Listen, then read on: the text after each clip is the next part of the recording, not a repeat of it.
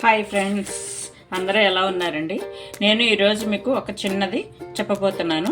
ఇంక మనం chalk పీసులకి good bye చెప్పేసి మెటాలిక్ పెన్స్ ఉపయోగించి దేవుడి దగ్గర, తులసమ్మ దగ్గర, హాల్లో మనకు ఎక్కడ కావాలనుకుంటే అక్కడ గ్యాస్ స్టవ్ క్లీన్ చేసుకుని చాలామంది ముగ్గు వేస్తారు. కానీ అవి ఉండవు, చెరిగిపోతాయి. మనకి ముగ్గు చాక్ పీస్తో కనబడపోవటానికి కూడా కారణం నాపరాళ్ళు కాదు కదండి, గ్రానైట్లు, మార్బుల్, వీటి మూలాన ఏ కలర్ చాక్ పీస్తో గీసినా అవి సరిగా కనపడవు, ఒకవేళ కనిపించినా చెరిగిపోతాయి. కానీ ఇప్పుడు మనం ఈ మెటాలిక్ పెన్స్ ఉపయోగించి మనం ముగ్గు కనుక వేస్తే ఇది వాటర్ ప్రూఫ్ అండి.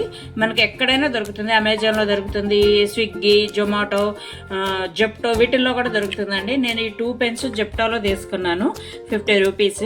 ఒక్కొక్క వాళ్ళు ఒక్కొక్క రేటు పెడుతున్నారండి, మినిమం 200 లోపే ఉంటుంది.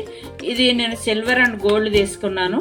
ఇప్పుడు ఇక్కడ మీకు దేవుడి దగ్గర ముగ్గేసి చూపిస్తాను. వాటర్ ప్రూఫ్ అండి, తొందరగా ఇదిగోండి, నేను సిల్వర్ పెన్తో గ్యాస్ స్టవ్ మీద వేసేసాను.